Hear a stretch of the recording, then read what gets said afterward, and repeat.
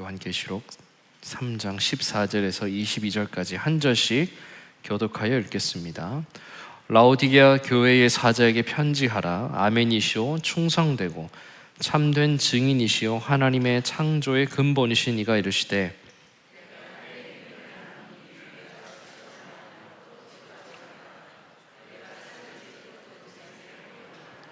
내가 이같이 미지근하여 뜨겁지도 아니하고 차지도 아니하니 내 입에서 너를 토하여 버리리라.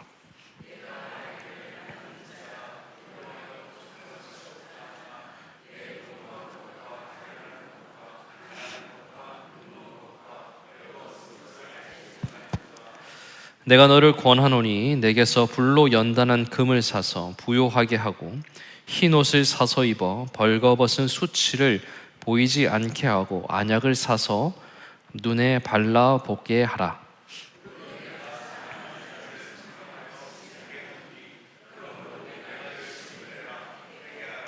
볼지어다 내가 문 밖에 서서 두드리노니 누구든지 내 음성을 듣고 문을 열면 내가 그에게로 들어가 그와 더불어 먹고 그는 나와 더불어 먹으리라.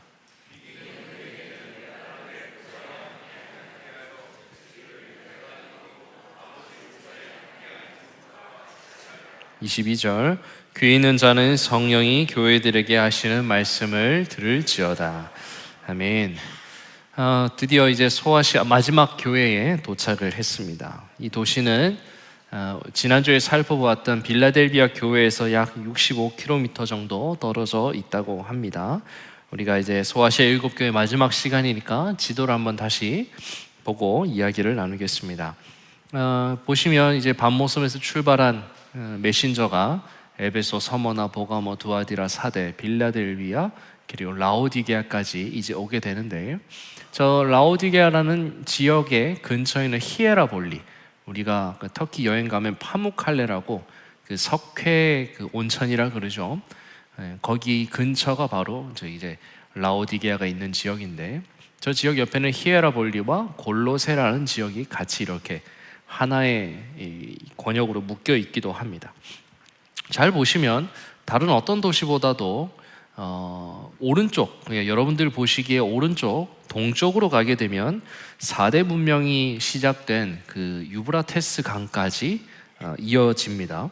또 다른 하나는 수도 로마로 가는 항만으로 바로 평지를 쭉 따라서 가게 되면 위에 있던 두아디라나 사데나 빌라델비아보다도 더 빠르게 그 항만에 도달할 수 있는 아주 좋은 도시의 그 입지 조건을 가지고 있습니다. 이처럼 라오디게아 그 지역에 사는 사람들은 마음만 먹으면 동이든 서든 언제든지 육지와 바다를 향하여 나아갈 수 있는 아주 좋은 우리가 보았던 어떤 그 초대교회 지역들보다 더 좋은 입지의 조건을 가지고 있었습니다. 이런 입지 조건 덕분에 라오디게아 교회는 무척 부요했습니다. 자산을 현금화할 수 있는 그런 은행도 가지고 있었고 돈이 더 많다 보니까 특별히 눈을 전문적으로 치료할 수 있는 유명한 의과대학도 가지고 있었다고 해요. 당연히 이제 물류가 왔다 갔다 하니까 또 양모 산업도 매우 발달을 했다고 합니다. 이 도시가 얼마나 부요했는지 한 가지 예를 들어보면 우리가 계속 봤던 사데나 빌라델비아 교회를 괴롭혔던 지진이 있어요.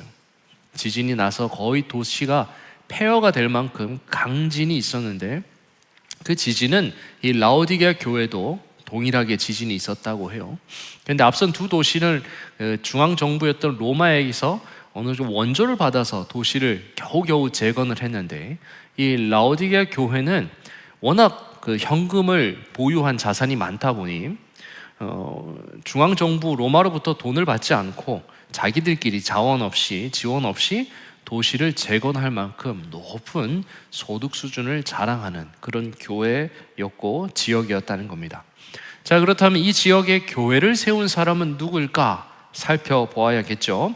서신서 전체의 기록을 좀 살펴보면 사도 바울은 라오디게아 교회 그 지역을 방문한 적이 없어요. 그래서 대부분의 신학자들은 이 라오디게아 지역에 누가 교회를 세웠고 또 교회를 운영을 하고 도와줬을까라는 것을 이렇게 살펴보니 에바브라라는 사람이 이 지역을 도왔을 것이다 라고 생각을 합니다. 에바브라는 사람은 골로새 교회 출신으로서요, 골로새에서 파송을 받아서 아까 우리가 지도에서 보았던 라오디게와 그 다음에 히에라볼리라는 그 지역을 섬기면서 복음을 전한 것으로 보입니다. 그 증거가 골로새서 4장 12절과 13절에 나오는데요, 그리스도 예수의 종인 너희에게서 온 에바브라가 너희에게 문안하느니라. 그가 항상 너희를 위하여 애써 기도하고 너희로 하나님의 모든 뜻 가운데서 완전하고 확신 있게 서기를 구하고 있다. 그는 너희와 라오디게아에 있는 자들과 히에라볼리에 있는 자들을 위하여 많이 수고한다 라고 말해요. 이 에바브라는 사람이 골로새 지역을 통하여서 나머지 두 지역 히에라볼리하고 라오디게아를 섬기는 일을 이 에바브라는 사람이 했다는 거죠. 다시 말해서 골로새 교회는 인근에 있던 이 두 지역을 품고서 그 지역을 원조하고 도와주는 어머니와 같은 역할, 어머니 교회와 같은 역할을 이 골로새 교회가 감당했다는 겁니다.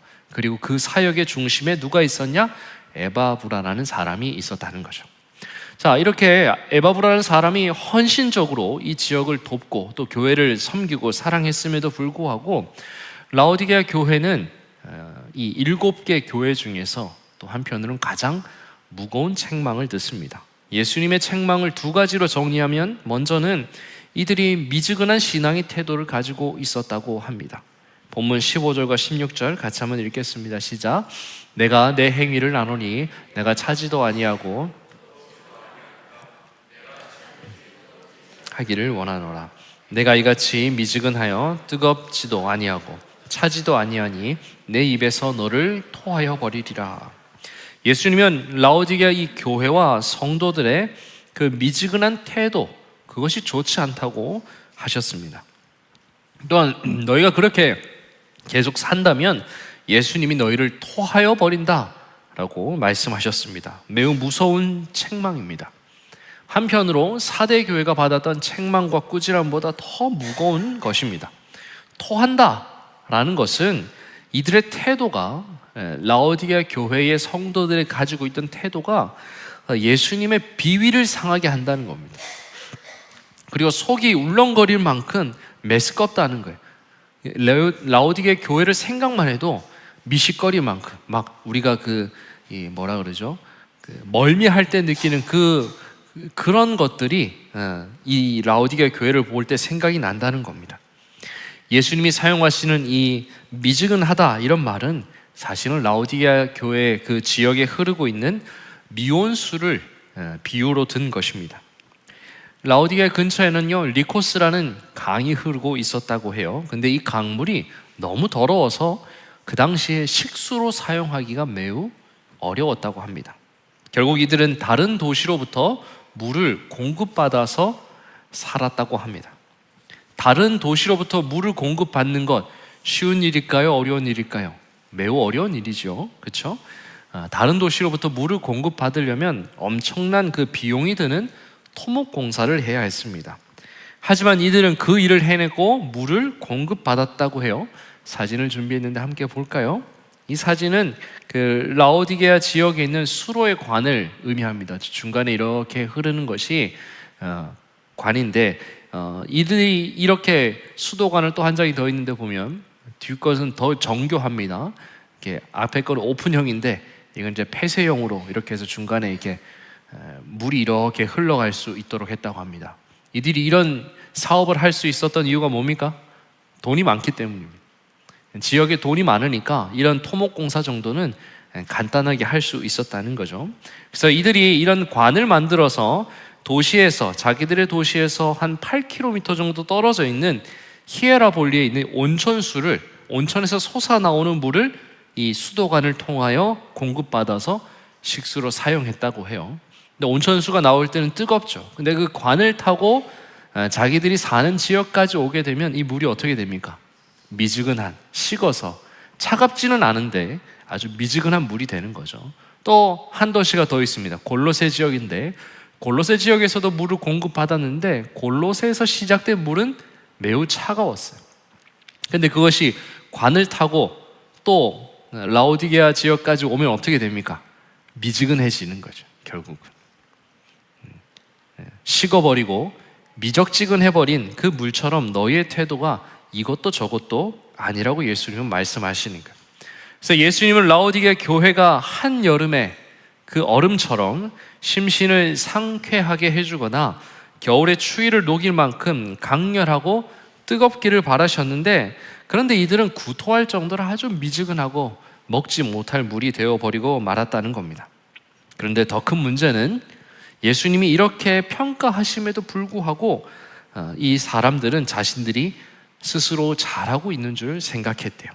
왜냐하면 이들은 물질적인 부요함으로 인하여서 자신들의 민낯을 전혀 알지 못하고 살았기 때문입니다. 이것이 라오디가 교회를 향한 두 번째 책망이기도 합니다. 본문 17절에 이렇게 말하죠. 내가 말하기를 나는 부자라, 부요하다, 부요한 것이 없다 하나 내 곤고한 것과 가련한 것과 가난한 것과 눈먼 것과 벌거벗은 것을 너희가 알지 못하고 있다, 이렇게 말했어요. 이 구절을 메시지 성경은 어떻게 번역을 했을까? 같이 한번 읽겠습니다. 시작. 나는 부자다, 나는 성공했다, 나는 부족한 것이 없다고 자랑한다. 자신이 실제로는 가련하고 눈멀고 누더기 옷에 집 없는 거지라는 사실을 알지 못하고서 말이다. 앞서 말한 대로 라오디게아 이 지역은 부요한 도시였어요. 금이나 은 그리고 광물 자산을 그 당시에 통용하는 현금으로 교환할 수 있을 만큼 현금 보유량이 매우 많은 그런 도시였어요. 의술이 매우 발달해서 그 당시의 기준으로 보았을 때 도시 전체가 높은 수준의 복지를 누리며 살았다는 거죠.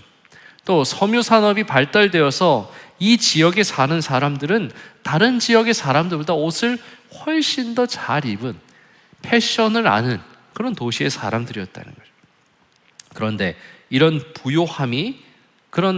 부요함들이 결국은 느슨한 삶을 살도록 했다는 겁니다. 그런데 그 느슨한 삶이 교회에도 들어왔대요. 라오디게아 교회는 스스로 영적으로도 우리는 부요해 라고 생각하면서 그들은 이미 모든 것을 다 갖추고 있었기 때문에 아무것도 필요하지 않다라고 생각했다는 거죠. 그들은 자기 만족과 또 자기 기만에 빠져서 선교적인 삶을 살지 않았습니다. 하나님이 원하시는 선을 행하거나 공의를 만들어내거나 하나님의 거룩하심을 그들의 삶에서 드러내지 않고서도 그렇게 살아도 자신들이 아무런 문제가 없다라고 생각할 만큼 그들이 가지고 있던 부요함이 이들의 신앙을 해치고 있었다는 거죠.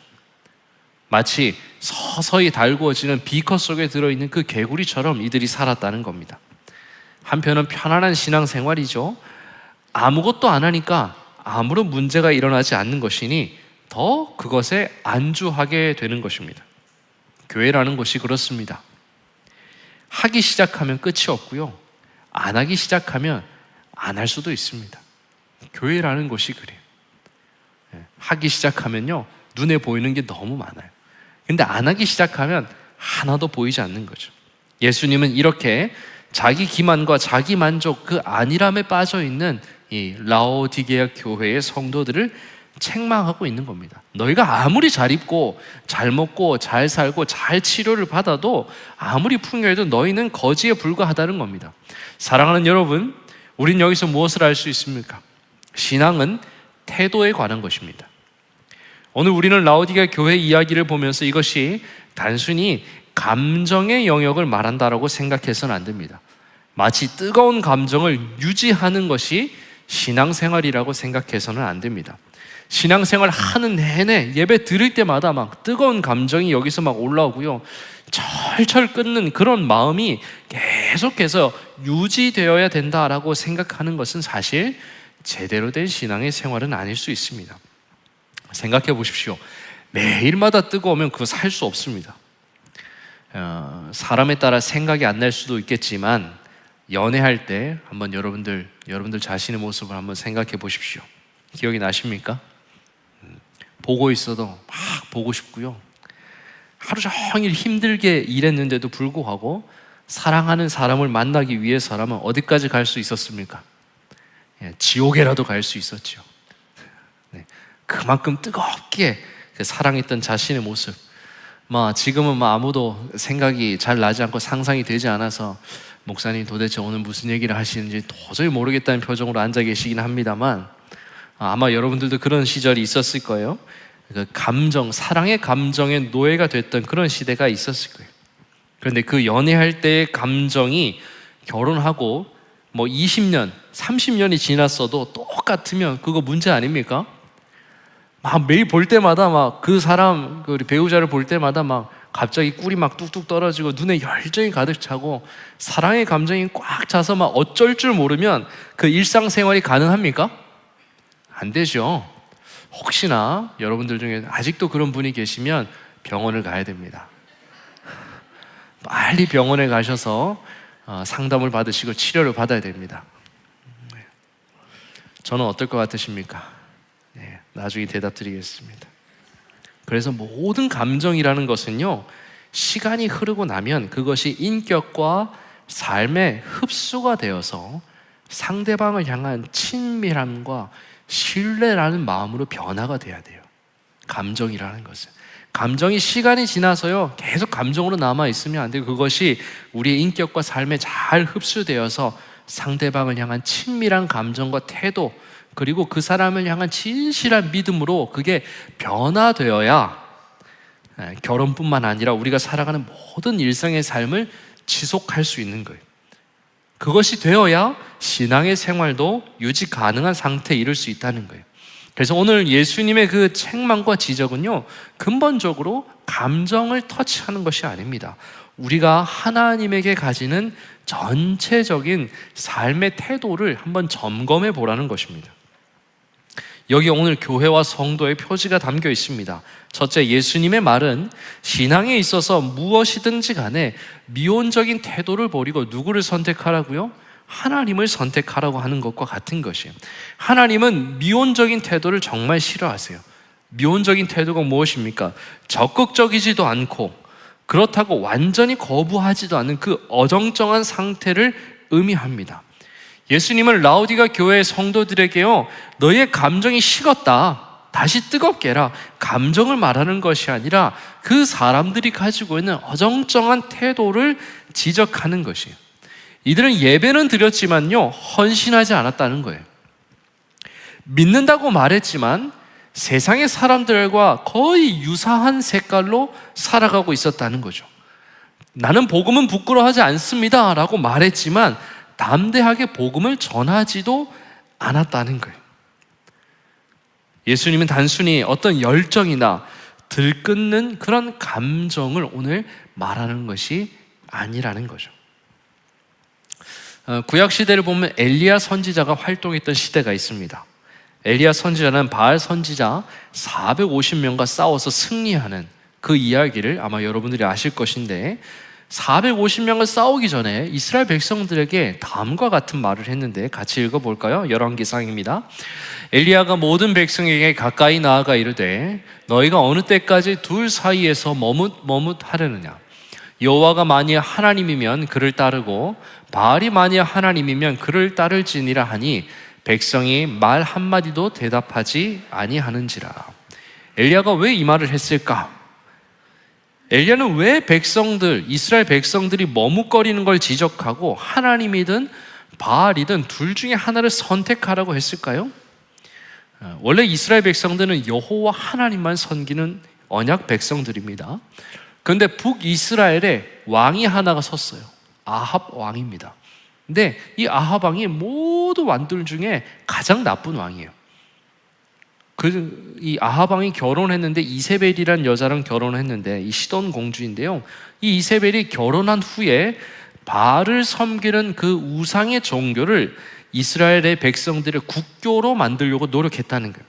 바알의 신전을 세우고요, 바알의 제단을 만들고 바알과 아세라 선지자들 450명에 400명, 거의 1000명에 육박하는 사람들을 왕궁에서 먹고 살도록 했다는 겁니다. 반면 여호와의 선지자들은 다 피하고 도망하거나 죽임을 당하고 그렇게 핍박을 받았던 거죠. 그런데 더 큰 문제는 이 백성들에게 있었어요. 그들은 여전히 우리는 하나님을 믿습니다라고 고백했어요. 하지만 동시에 그래도 바알을 섬기는 것도 나쁘지 않을 수 있겠다. 바알을 섬기는 것도 우리에게 안전하지 않을까라고 생각했다는 거예요. 왜냐하면 당시에 가난한 사람들의 대부분 사람들은 바알이 비를 내려주고 풍요를 전해주는 신이라고 믿었기 때문이죠. 농사를 지어야 했던 이 이스라엘 백성들은 이러한 토속적인 그런 가치관을 따라서 하나님도 믿고 바알도 믿어보자, 기왕이면 두 개 다 믿으면 좋지 않을까라고 생각했다는 겁니다. 결국 이 이스라엘 백성들은 하나님을 버린 것도 아니고 그렇다고 하나님만을 섬긴 것도 아니었습니다. 두 신 사이를 오가면서 살아가는 미온적인 그런 태도가 이스라엘 백성들 사람들의 대부분의 삶의 형태에 마치 곰팡이처럼 퍼져 있었다는 거죠. 그래서 하나님은 이런 어두운 시대에 엘리야를 세워서 아합과 이세벨을 심판하고 이스라엘 백성들을 새롭게 하고 싶었던 거죠. 그래서 주님은 이스라엘 땅에 3년 동안 비가 오지 않도록 했습니다. 그냥 그건 단순한 자연재해가 아니라는 거죠. 하나님께서 비를 딱 3년 동안 멈춤을 통하여서 그 땅에 비를 내리는 신이 누구인지를 아합과 이세벨 그리고 450명 넘는 그 바알의 선지자들에게 알려주고 이스라엘 백성들에게도 그것을 알려주고자 했던 것입니다. 그래서 이제 그 사건을 앞두고 갈멜산에 바알 선지자 450명 그리고 이스라엘 백성들 그리고 홀로 선 엘리야가 있던 겁니다. 그 순간에 엘리야가 우리가 읽었던 그 말씀을 이스라엘 백성들에게 말한 거예요. 너희가 어느 때까지 둘 사이에서 머뭇거리며 살 거냐? 여호와가 하나님이면 그를 따르고 바알이 하나님이면 그를 따르라는 거예요. 쉽게 말해서 이런 겁니다. 이 머뭇거리다는 것이 절뚝거리다는 뜻인데, 언제까지 하나님과 바알 사이에서 절뚝거리면서 살 거냐? 언제까지 하나님도 붙잡고 바알도 붙잡고 그렇게 살려고 하냐? 이제는 선택해라. 하나님이냐 바알이냐 선택하라고 말한 것입니다. 그 일이 바로 이스라엘 땅에 비를 내리는 것보다 더 중요하다고 하나님은 생각한 것이죠. 이런 이야기는 누가 또 했냐? 여호수아도 이런 이야기를 했습니다. 여호수아 24장에 이렇게 말합니다. 너희가 섬길 자를 맨 끝에 보면 택하라. 오직 나와 내 집은 누구를 섬기겠다고 여호수아는 선택합니까? 여호와 하나님만을 섬기겠다라고 선택했어요. 예수님도 마태복음 6장 24절에서 이렇게 말했습니다. 한 사람이 두 주인을 섬기지 못할 것이다.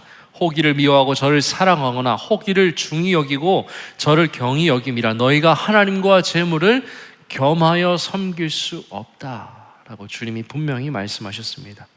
예수님의 이 말을 해석하지 않아도 다들 아시죠?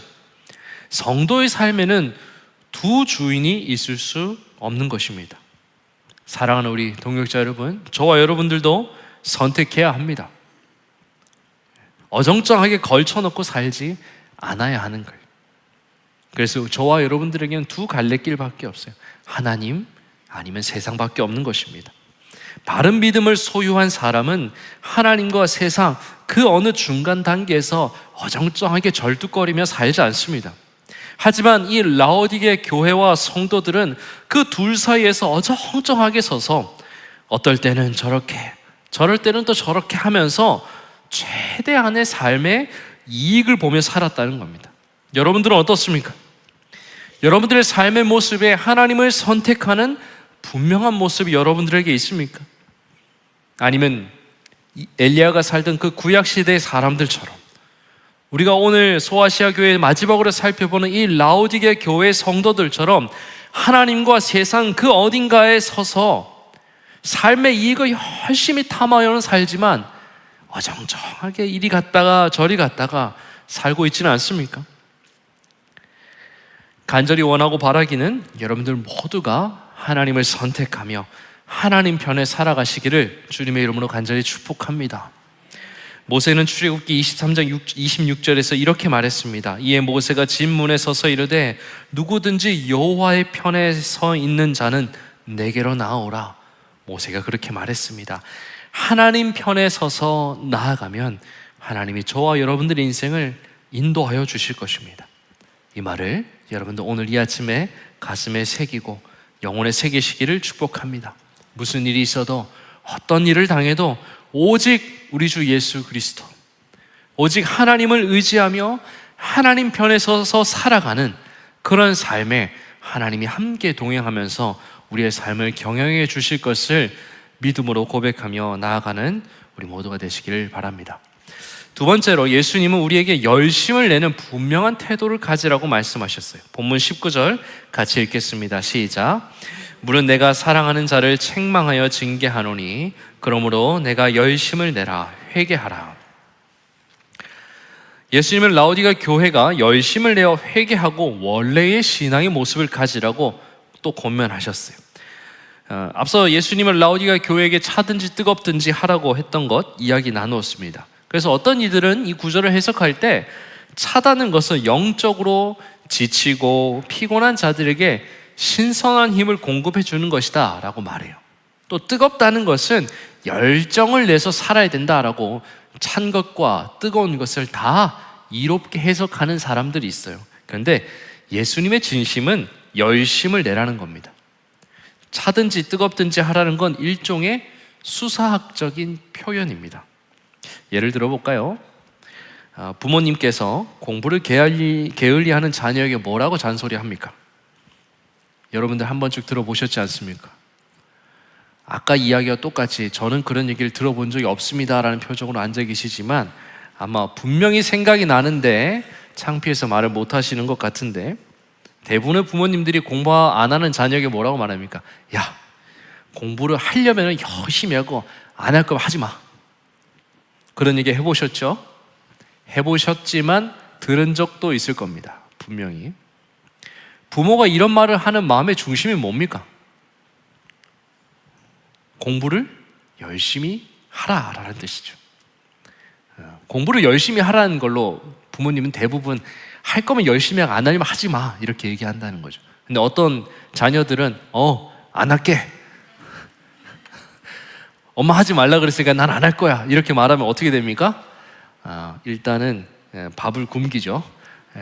맴매를 맞을 수도 있습니다. 더 크게 혼납니다. 아마 그런 청개구리 같은 자녀들은 아니었을 거라 생각하는데, 그렇죠.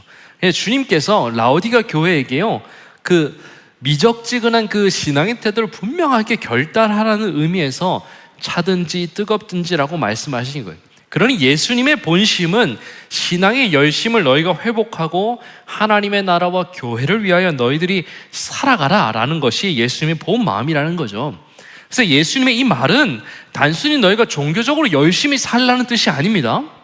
교회에 열심히 나와서 많은 일들을 해야 된다라고 주님이 라오디게 교회 성도들에게 교회 안으로 사람들을 몰아넣어서 열심을 만들어내는 삶, 그걸 말하고 있는 것이 아니라는 거예요.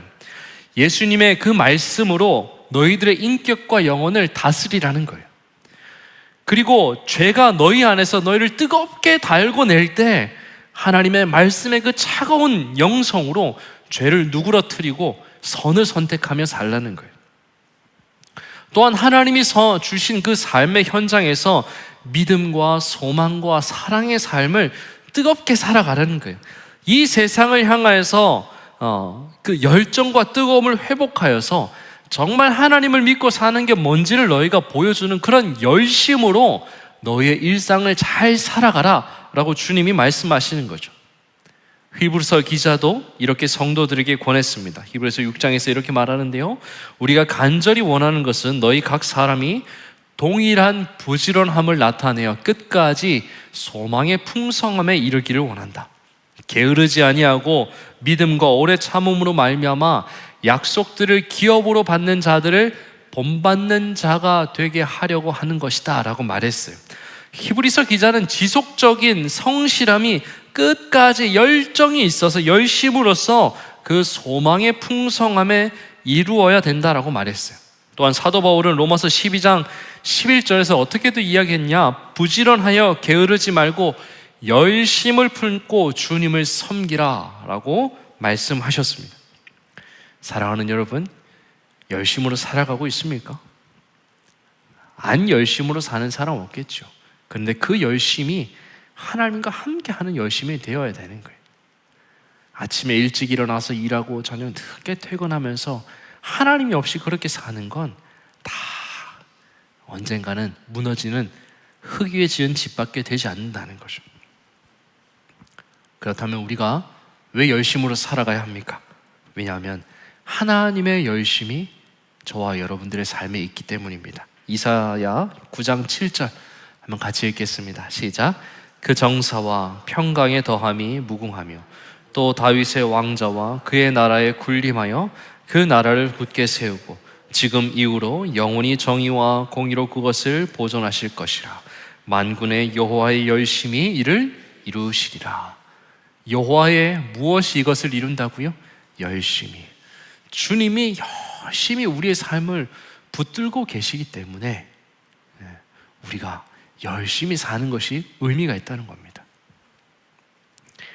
사랑하는 여러분, 내가 열심을 내고 있는지 잘 모르겠고 막 그저 꾸역꾸역 눈을 뜨니까 살아가는 것처럼 우리가 살아갈 수 있습니다. 그러나 우리가 분명히 잊지 않아야 될 것 중에 중요한 소식이 무엇이냐면 하나님의 열심이 우리의 삶에 있다는 것입니다. 하나님이 오늘도 우리의 삶을 열심으로 함께 동력하시고 계시기 때문에 우리가 그 동력의 삶을 살아갈 수 있다는 거예요. 그런데 라오디게아 교회는 자신들이 부유하고 풍성하고 아프면 병원 가면 되고 좋은 옷을 입고 살면서 열심히 내어 살면 다 되는 것처럼 살아서 그들의 삶에 하나님의 열심을 잊어버리고 그저 느슨하게 신앙생활을 했다는 겁니다. 그런데 주님은 사도 요한을 통하여서 그 안일함에 빠져있는 라오디게아 성도들에게 말하는 거예요. 하나님의 열심이 너희의 삶에 있음이 너희도 열심을 내야 한다라고 말하는 것이죠. 그러기에 우리는 다시 한번 회개할 수 있고 다시 한번 열심으로 살아갈 수 있는 것입니다. 하나님의 열심이 여러분들의 삶에 있음을 기억하시길 축복합니다. 하나님의 열심이 우리 동산교회도 있는 것입니다. 그 열심이 지금까지 나를 지켜왔고 앞으로도 저와 여러분들을 지킬 것임을 기억하면서 살아가는 저와 여러분들 되시기를 바랍니다. 말씀을 맺습니다. 우리는 지난 7주간에 걸쳐서 긴 시간 동안 소아시아 7교회를 향한 예수님의 말씀을 같이 상고했습니다. 여기에는 교회와 성도들에게 있어야 될, 평생 붙들어야 될 중요한 진리와 성도와 교회의 옷이 담겨 있습니다.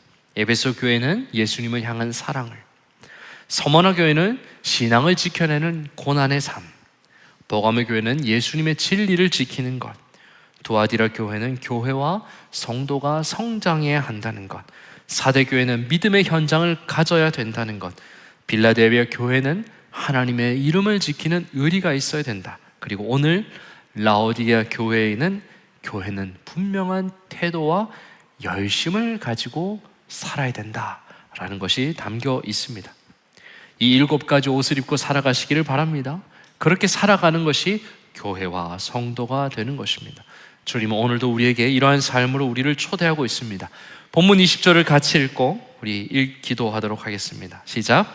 볼지어다 내가 문 밖에 서서 두드리노니 누구든지 내 음성을 듣고 문을 열면 내가 그에게로 들어가 그와 더불어 먹고 그는 나와 더불어 먹으리라. 사랑하는 여러분, 우리는 우리의 몸과 마음의 문을 열면 주님이 우리와 거하시겠다고 약속하셨습니다. 소아시아 7교회에 나오는 그 모든 성도가 입어야 될 옷, 그걸 위하여서 우리가 열심히 사는 것 중요합니다만 우리가 뭔가를 하는 것도 중요하지만 주님이 우리에게 마지막으로 원하시는 건 너희의 마음을 열어라 라는 겁니다. 그 마음의 문을 열면 내가 너희 안에 들어가서 그러한 삶을 가능하도록 내가 너와 더불어 먹고 마시겠다라고 주님이 말씀하셨습니다. 이번 일주일 동안 사실 때에 우리 주님에게 마음의 문을 열고 주님과 동행하며 살아가는 그 일주일 축복의 삶이 되시기를 간절히 주님의 이름으로 축원합니다. 기도하겠습니다. 하나님, 우리 소아시아 7교회를 향한 하나님의 말씀을 7주 동안 상고해 보았습니다. 하나님, 우리가 교회와 성도로서 살아가는 참된 그 기쁨과 소망을 회복시켜 주시고 마지막으로 주신 그 말씀처럼 언제든 우리 주님 앞에 마음의 문을 열며 살아가는 우리 모두가 되게 하여 주시옵소서. 그래서 주님이 나와 함께 동행하며 더불어 먹고 마시는 그 복된 일상의 삶을 삶으로 말미암아 주님의 기쁨과 주님의 은혜 가운데 살아가는 우리 우리 모든 동산교회 성도들의 삶이 될 수 있도록 은혜와 복을 더하여 주시옵소서. 감사드리며 예수님의 이름으로 기도드렸습니다. 아멘. 우리 이 시간